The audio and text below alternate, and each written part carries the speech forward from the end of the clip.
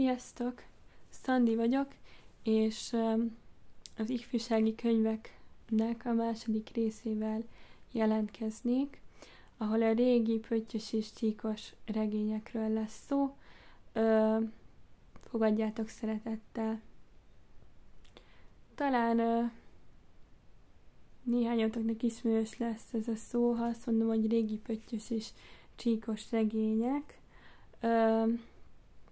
Ezek az 1900-es évek elején, illetve közepén íródtak, általában magyar művek, és ezeket olvasták akár nagyanyáitok, akár anyukátok, vagy akár ti is gyerekként, de ezeken nőttetek fel. Én olyan vettem észre, ami számomra megdöbbentő volt, hogy sokan nem ismerik ezeket a könyveket, vagy fiatal felnőttkorban kezdik el őket megismerni. Szokták mondani, hogy jobb később, mint soha, úgyhogy én mindenkinek tudom ajánlani ezeket a könyveket, akár gyerekként, akár fiatal felnőttként, sem késő ezekkel megismerkednetek. És mutatnám is első könyvet, amit szerencsére kiadtak új kiadásban, így valószínű többeteket megtalált már ez a kötet, illetve többen elolvastátok már. Ez Fehér Klárától, a Bezzeg az én időmben, és ebben a gyönyörű ciceros kiadásban jelent meg egy pár éve. Szerintem csodálatos ez a könyv, és nekem gyerekként is ez volt az egyik nagy kedvencem. Ez a könyv Katiról szól, aki két világháború között él, és az ő családját mutatja be a történet, illetve hogy Katival mi történik az iskolájában, illetve a szerelmi életében, ezekről szól igazából a könyv, és én nagyon szerettem ezt a könyvet, és ajánlom elolvasásra minden romantikus gyerekkönyv kedvelőnek.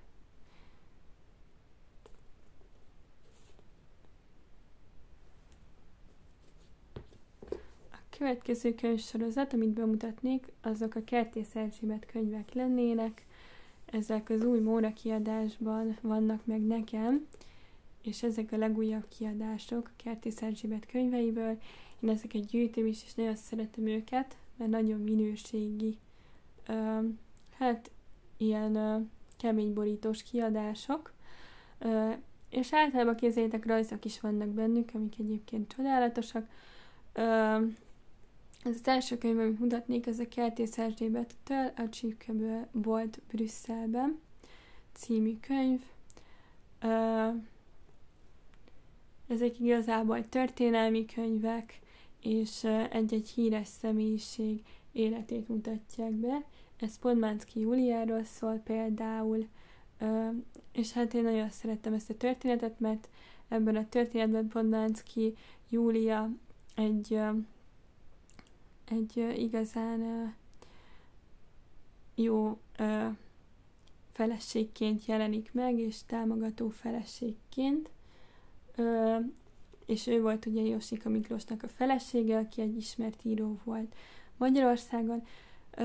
Megmondom őszintén, Josika Miklóstól én sosem olvastam semmit, és ezt a hiányosságot szeretném majd pótolni, mert igazából érdekelnek a művei, meg ő egy nagy író volt a 19. században, és szerintem hiba, hogy nem ismerem őt, és hogy mennyire eltűnt manapság az ő neve. Úgyhogy nagyon kíváncsi leszek egyébként a könyveire, és ezt a regényt pedig nagyon tudom ajánlani mindenkinek. A második könyv, amit Kertész Erzsébettől mutatnék, az Szendrei Júliának a könyve. Ugye erről írtam is értékelést Molyon, ami egyébként a legsikeresebb értékelésem is lett. Nagyon sokan kedveltétek, és én is szerettem megírni ezt az értékelést. Szendrei Júliáról márciusban fog megjelenni film, azt hiszem március 15-én most, vagy Soha címmel, én már nagyon várom, nagyon hiánypótló lesz ez a film, szerintem hiba, hogy még eddig Nem született film Szendrei Júliáról és Petőfi Sándorról, de most legalább már elkészült ez a film, és láthatjuk, és ez a könyv meg egyébként csodálatos, nagyon izgalmas, és nagyon szép szerelmi történetet mutat be, és a versek is nagyon tetszettek, amiket az író felhasznált a könyvben, beleépítve a történetbe, ugye ezek Petőfi versei, és nagyon jól illeszkedtek a történethez. Nagyon tetszett ez a történet, hogy Szendrei Júlia és Petőfi mennyire ragaszkodtak egymáshoz, hogy mennyire küzdöttek azért, hogy a család elfogadja őket, illetve a szabadságért, a szabadságharcért is példaértékűen küzdöttek, úgyhogy ez egy nagyon fontos hazafi könyv is, illetve egy nagyon szép romantikus könyv is szerintem. Úgyhogy ajánlom elolvasásra. A harmadik könyv Kertész Erzsébettől. A legnagyobb kedvencem tőle a Teleki Blanka című könyv. Ez kalandos volt hozzájutnom, mert már ebben a kiadásban nem nagyon találtam meg, amikor én ezt nagyon kerestem. Viszont Molyon egy kedves molytag eladta nekem, úgyhogy meg tudtam szerezni, még úgy is, hogy nagyon ritka beszerezni ebben a kiadásban. Nekem ez lett a kedvencem igazából az írónőtől, mert nagyon közel állt hozzám Teleki Blankának az élete. Nagyon tetszett nekem számtalan más szereplő is a műben, illetve az iskola is, amit igazából létesített az, hogy ő gyönyörűen festett, akkor a szerelmi élete is úgymond tetszett, de nem ez volt hangsúlyban, illetve a végén a hazafias tettei is nagyon tetszettek, illetve hát én izgalmakat, mert nagyon ritkán élek át ilyen régebbi lányregényekben, amik ebben a könyvben megjelennek a végén, úgyhogy nagyon érdemes emiatt is elolvasni, mert ez egy tényleg nagyon izgalmas és feminista könyv is. A negyedik könyv, amit Kertész Erzsébettel ajánlanék, az az Elizabeth című könyv, ami egy angol írónőről szól, tehát itt most nem magyar híres emberről van szó, hanem Elizabeth Barrett Browning írónőről, akinek nagyon fájdalmas és szomorú gyerekkora volt, de végül igazából egy boldog felnőttkora lett, és megtalálta a szerelmet is. Mindenkinek ajánlom ezt is olvasásra. Nekem ez volt első kedvenc könyvem Kertész Erzsébettől. És nagyon szépek benne a versek is Elizabeth Barrett Browningtól, imádtam ezeket a verseket. Amik most következni fognak, azok már régebbi kiadású, püttyös, illetve csíkos könyvek. Mutatnám is az elsőt. Az első, az Gergely Mártától a Szöszi című könyv, ami egy gyampi fodrászlányról szól, az ő történetéről. Én imádtam őt, mert egy ilyen lázadó kamaszlányról szól, aki utálja az iskolát, majd igazából arról szól a könyv, hogy válik ő felnőtté, fodrásszá, ugye igazából azt mutatja be a könyv, hogy milyen az, hogyha valaki szereti a szakmáját, hogy eltalál a szerelem is. Úgyhogy igazából ez a könyv is nagyon jó, és egyébként vannak folytatásai is. A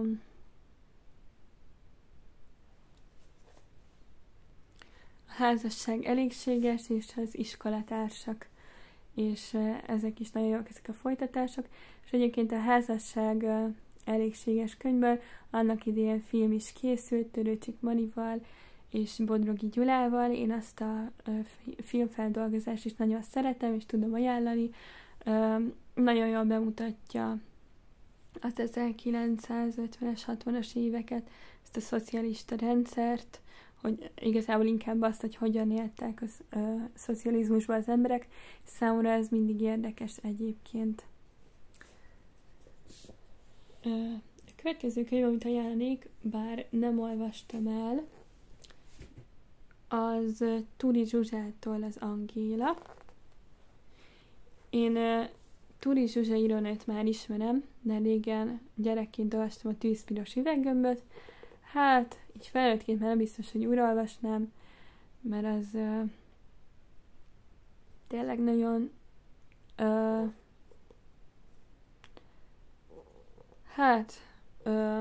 nagyon olyan könyv volt, ami nehezen rágtam át magam, de kíváncsi leszek erre az Angéla című könyvre is. Látjátok, ebben a régi kiadásban van meg nekem. Hát kíváncsi leszek a történetre, valószínűleg ugyanolyan jó lesz, mint a többi pöttyös könyv. Aztán megvan még Burnettől a Titkos kert, ebben a régi pöttyös kiadásban. Én azt megmondom őszintén, nem olvastam még el, annak idején édesanyámnak is megvolt, valamilyen nem volt nekem szimpi. Az elején ez a Mari, akiről szól a könyv, és emiatt én ezt a könyvet sosem tudtam elolvasni. De most már nagyon tervezem elolvasni, mert ugye a Padlásszavak is hercegnő a nagy kedvencem az írónőtől, úgyhogy most már ezt a könyvét is el kell olvasnom, és be kéne pótolni. Aztán Kertész Erzsébettől kiadtam egy könyvet, ami nekem szintén régi kiadásban van meg, a Harriet regénye. Harriet, aki ennek a könyvnek a főszereplője, igazából ő volt az, aki megírt egy híres gyerekkönyvet, most nem fog eszembe jutni, hogy melyiket.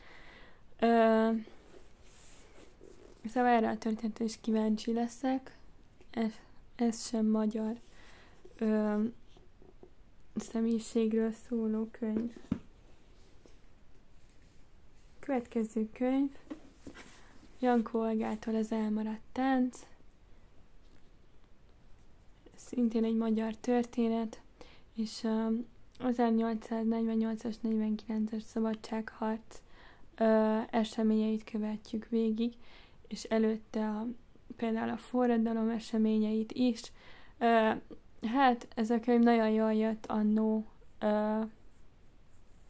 a töri órákra felkészülésben is, és nagyon szerettem a szerelmi történetet is, ami Veronika és Sándor szerelmi története volt. Veronika ugye egy hazafi nemes kisasszony volt, aki először nevelőintézetben élt, majd ugye hazamegy, mert nagykorú lett, és ki akarják házasítani, ugye bálokra kezd járni, és ott találkozik Sándorral, aki igazából egy főhadnagy, és hát az ő szerelmüket fogja bemutatni ez a könyv, illetve azt, hogy hogyan élte meg Sándor hát igazából a harcokat, a szabadságharcot, és igazából ez egy nagyon tanulságos, szép történelmi könyv. És elég részletesen le vannak benne írva a csaták is, úgyhogy izgalmas lehet akár férfiak számára is. A következő könyv, amit ajánlanék, az Janakovszky Évától az Aranyeső című könyv, ami nagyon nagy kedvencem, és ez a történet Ágiról szól, aki hát a történet elején nem találja az útját, nem tudja, hogy mihez kezdjen, hogy várjon-e az egyetemmel, vagy hogy mit dolgozzon, akkor nem tudja, hogy ki legyen a párja, majd igazából valamilyen sugallатhatással elkezd egy hát ilyen ápolónőképzőbe dolgozni. Eleinte nem annyira szereti ezt a munkát, csak kényszerből csinálja, majd a végén rájön igazából, hogy ez az ő hivatása, és Ágin kívül még nagyon sok kedves szereplőnk is van a történetben. Én nagyon szeretem ezt a könyvet. Következő könyv, egy pöttyös könyv lesz, Nagy Franciskától, Macska a zongorában. Én szintén nagyon szeretem ezt a könyvet. 4 gyereket ismerhetünk meg a könyvben, meg az ő édesapjukat és édesanyjukat, egy idilli falusi környezetet, Zala megyében. Hát itt megláthatjuk azt, hogy mennyire összetartó tud lenni egy közösség, mert itt a szomszédok kölcsönösen segítik egymást. Itt még tényleg olyan iskola van ebben a faluban, ahol hát szeretettel nevelik a gyerekeket, és a tanítónők is egyébként sorra látogatják a házakat, és segítenek, ahol tudnak. A gyerekeknek édesapja például asztalos, és hát sokszor terményért, jószágért cserébe csinál meg különböző javításokat, illetve kisebb bútorokat, tehát mindenki kölcsönösen segíti egymást, és hát igazából ez a könyv leginkább Gigiről szól, aki kap a könyvben egy zongorát, és hát igazából megismerhetjük a Giginek a zongorával való hát kapcsolatát ebben a könyvben. Mindenkinek ajánlom elolvasásra, mert ez nagyon szívmelengető könyv.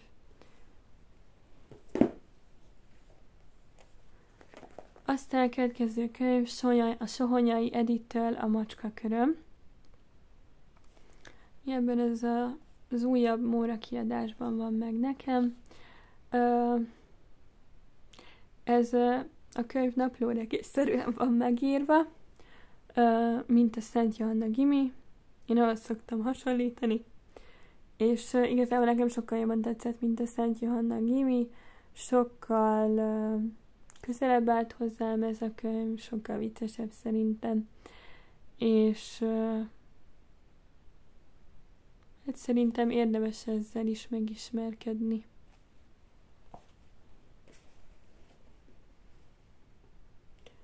A utolsó könyv nem pöttyös vagy csíkos lesz, de mindenképpen az ifjúsági könyvekhez szoktam ezt is sorolni. És ez nekem Megkabottól különleges könyv a Váltságdíj a szívemért lenne. Ezt nagyon kevesen ismerik egyébként Megkabotton, inkább a Neveltlen hercegnő könyvekről ismert.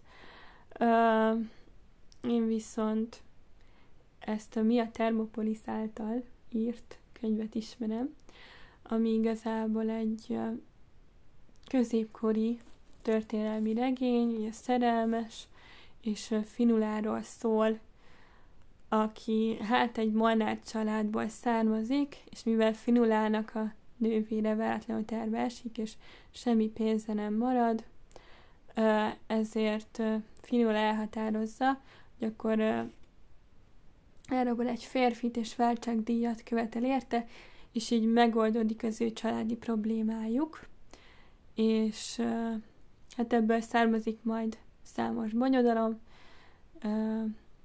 és ez igazából egy nagyon érdekes könyv, megjelennek benne ugyanúgy gonoszok is, és hát igazából a szerelmi szál miatt érdemes egyébként elolvasni. Nekem ez az egyik kedvencem volt gyerekként, fiatal felnőttként is. Hát ennyi lett volna ez a mai videó, remélem, hogy érdekesnek találtátok. Sziasztok!